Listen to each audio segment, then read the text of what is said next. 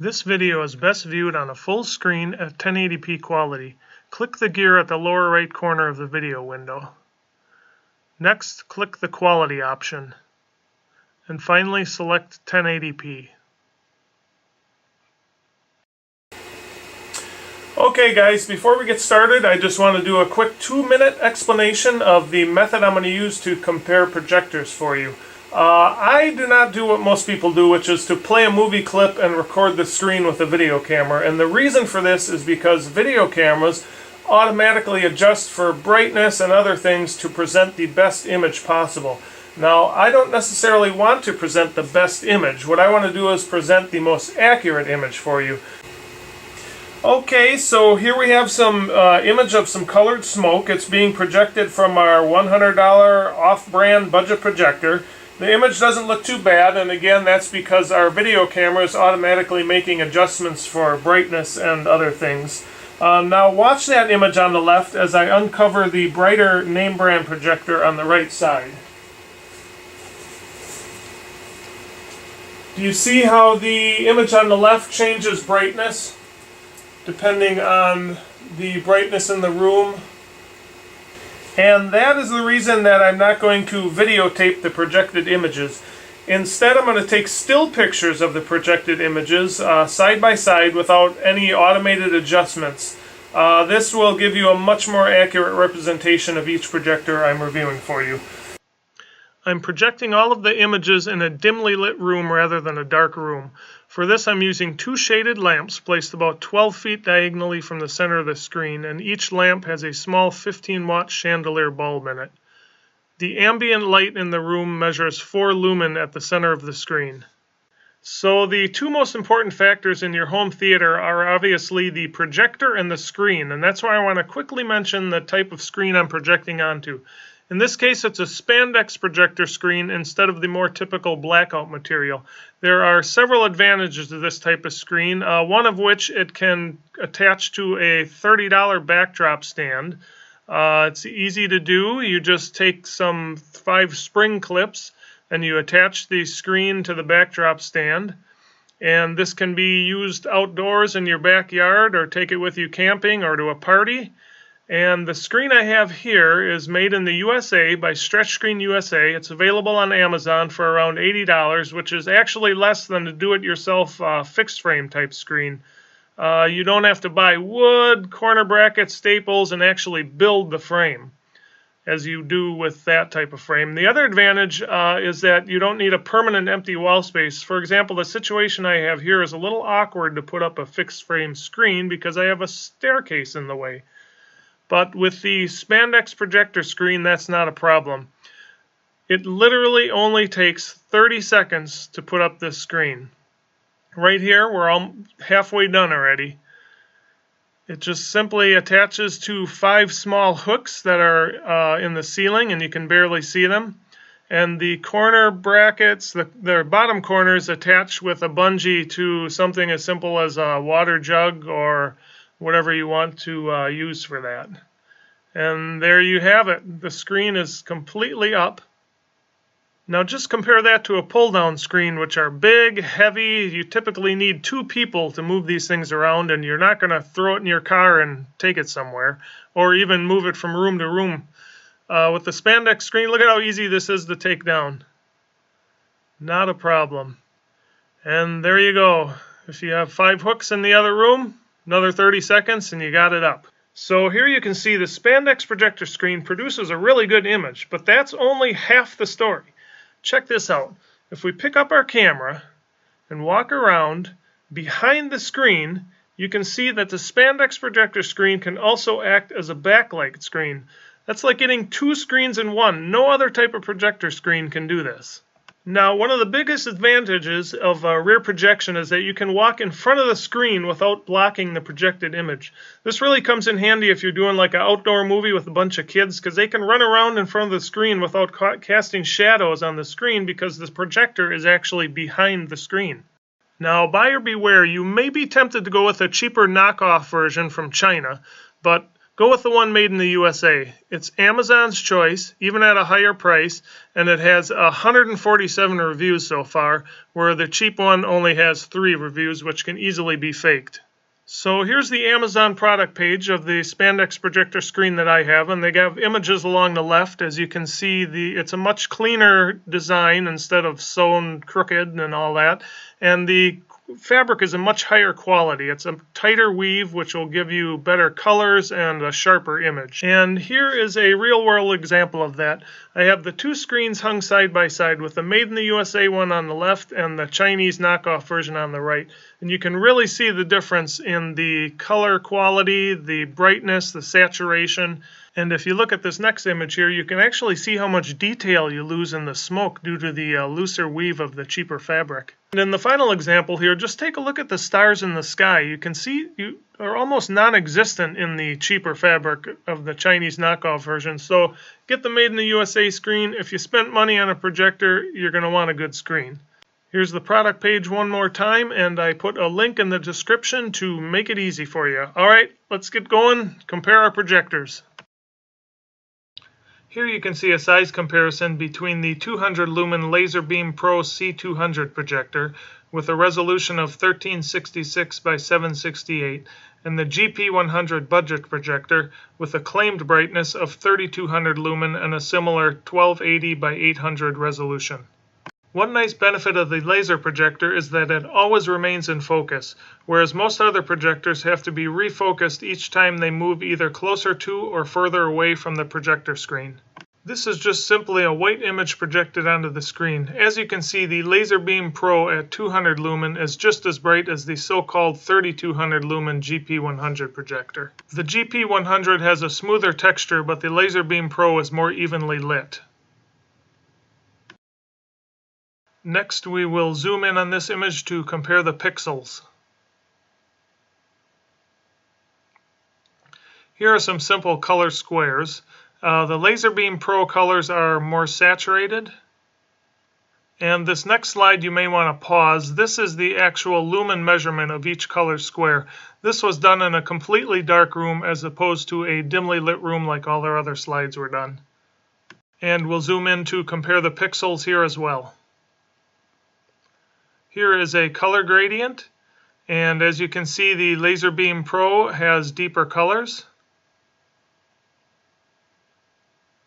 Here's another color gradient. The Laser Beam Pro has a smoother transition between some of the colors. Here is some colored smoke on a white background, and the Laser Beam Pro has more natural looking details. And we can zoom in on that to see what we're talking about. Here's some colored smoke on a black background, and fairly similar quality actually. And we can zoom in to compare that. Here's a nice highlight shadow gradient, and we get a fairly similar shadow and highlight profile from each of the projectors. And we'll zoom in on this one as well. Here we will compare the shadow details. The GP100 has more contrast but squeezes the image, making the face appear more narrow. Let's zoom in on this one. Here we'll compare the highlights. The GP100 looks smoother on some of the areas. The Laser Beam Pro is a little bit more grainy. And here we'll compare the shadow details. Both projectors have good shadow details, but the GP100 has a blue tone to it. And let's zoom in and see that. Here's a good high contrast image. Both produce a nice image, good shadows and highlights. Next, we'll test the resolution with a few grid patterns. The GP100 reproduces the grid more accurately, possibly because it has a more standard 1280 by 800 resolution. Here's another grid pattern. And the GP100 squeezes the image, turning the circle into an oval. And zooming in, we can see the GP100 turns the yellow line white. Here we have some black grids on a white background, and the GP100 reproduces the grid pattern more accurately, probably because it's more standard resolution, as opposed to the odd 1366 by 768. And here's a white grid on a black background. Both projectors produce acceptable grid patterns. And if we zoom in on that, we can see. Here we can look at the text quality. The Laser Beam Pro displays more legible text. And zooming in on that, we can see the Laser Beam Pro is much darker and thicker text. We'll compare skin quality here. Laser Beam Pro produces more natural looking faces. They look a bit washed out on the GP100. We'll zoom in to compare that. Here's one more set of faces to compare. The GP100, the faces look washed out and have a little too much contrast. Here we'll zoom in to see that more closely. Here we'll do a simple color comparison. The Laser Beam Pro has a little bit less contrast in some of the areas, like the background wall there. And let's zoom in to compare that more closely. Here's a similar image to do a color comparison. The GP100 has a little bit too much contrast in some areas here. Here's a nice lake scene with some fog. Similar image quality, but the GP100 has a smoother texture, not quite as grainy. Here we'll compare the quality of colors here, and here we see the GP100 squeezes the image horizontally. It's fairly noticeable. Here's a good nighttime scene. Both projectors have good shadow details, fairly similar image. And let's zoom in to compare the details. This is a good high contrast scene with lights in the background. The GP100 has a little too much contrast, making it harsh. And we'll zoom in on this one. Here we'll compare the contrast between the two. The GP100, the higher contrast looks better in this image. But when we zoom in, the Laser Beam Pro appears a little sharper. This is a good dimly lit scene. The Laser Beam Pro, the colors look a little bit more natural. They're kind of purplish on the GP100. And zooming in. Here's a nice looking sunset. The GP100 has a little bit too much contrast. The clouds look a little bit unnatural. And a nighttime image of a bridge. The GP100 has a little bit too much brightening in this one. The sky looks a little too blue. And zooming in, we can see the details are a little sharper from the Laser Beam Pro. Here's a good night shot. Laser Beam Pro looks more natural. The GP100 has a little bit too much contrast. And we'll zoom in and compare. The background's a little bit brighter from the Laser Beam Pro. Here's a green train. Both projectors produce a decent image. A little bit better colors maybe from the Laser Beam Pro. And zooming in. Here's a hot air balloon, and the GP100 overbrightens the clouds. They don't look natural. Here's some fireworks in the night sky. The Laser Beam Pro has better detail retention here. And our final image, the stars in the night sky. The GP100 here again brightens the sky too much. It's a little bit too blue. And we can zoom in on this to compare the quality of the stars. Next, we're going to compare the Laser Beam Pro C200 to a quote-unquote full-size name brand BenQ projector that's rated at 2000 lumen. You'll learn in some of my other reviews that the name brand 2000 lumen projectors are actually many times brighter than the so-called 2000 lumen budget projectors that sell on Amazon for under $150. Here's a quick brightness comparison between the sub $100 dB Power T20 budget projector with a claimed rating of 1800 lumen and the name brand BenQ projector rated at 2000 lumen. From this picture, it's clear that the claims of cheap knockoffs are not always true. I think you'd agree the BenQ projector on the right is much more than 10% brighter than the budget projector on the left. The same holds true for the quality of your projector screen. Here's a quick comparison between a cheap $30 Spandex projector screen made in China on the right and an $80 Spandex projector screen made in the USA on the left. As you can see, it's worth spending a bit more for the higher quality image you'll get. With that being said, you will remember from the beginning of this video I showed you that I was projecting these images onto a white Spandex projector screen. However, if you want to use your projector in a room that's not totally dark, or if you want to use it outside, like in your backyard for an outdoor movie, or take it camping or to a party or something, there are two things you may want to consider: a brighter projector and the darker silver Spandex projector screen. Even though the silver screen looks quite a bit darker than the white screen, it'll actually give you a nice bright image with more contrast, which is especially useful when you can't get an environment that's completely dark, such as being outside with a full moon or if there's streetlights nearby. Now, the other benefit of the darker silver Spandex screen is that you won't have to wash it as often if you accidentally drop it on the ground, because you won't notice dirt as much on the darker fabric.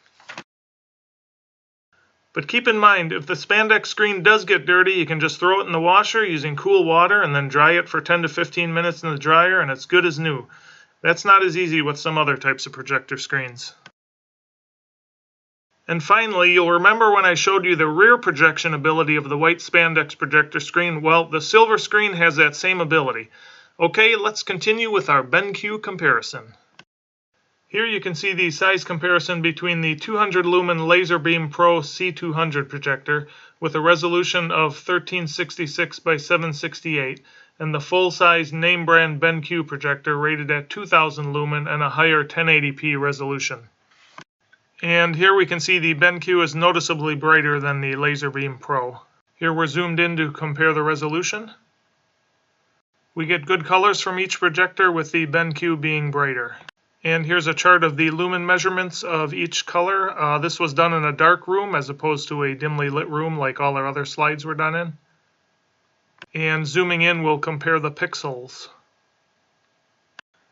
Here we can see we get nice colors from both projectors, with the BenQ being brighter. Same here, the Laser Beam not quite as bright. Here the higher resolution BenQ produces a sharper image. Zooming in, we can see that. And here's the colored smoke on a black background, and zooming in. And the highlight shadow chart, the BenQ is a little bit brighter and better overall. Here we are zoomed in. Here is a high contrast image. BenQ is brighter. Here the BenQ produces a smoother and brighter image. Here we get much better shadow detail from the BenQ, but the Laser Beam Pro does a good job as well, as we can see. The Laser Beam Pro does a good job with the highlights and shadows. Here's the grid pattern. We'll zoom in on this one to see the difference, how much thinner the Laser Beam Pro lines are. Here's a different grid pattern, and we can zoom in on that one as well. BenQ has thicker, brighter lines. And here we'll see the BenQ reproduces the grid pattern more accurately. Here's the grid pattern in reverse with the white on black background, and we get similar results from that as well. Both projectors produce nice looking text, with the BenQ being a little bit sharper. And for skin tones, pretty decent skin tones from both projectors. You can zoom in to see that. Here's another skin tone comparison. Decent results from both projectors. Here we'll do a simple color comparison. And zooming in, decent results from both projectors. Here's a similar image for comparison. And here the BenQ is brighter with a little bit more contrast. Here the colors are decent in both. Obviously the BenQ is brighter. We can see that, and a little bit more detail. Here's a good high contrast shot. And the brightness of the BenQ allows for greater contrast. and zooming in. Laser Beam Pro holds up pretty well in the shadow details.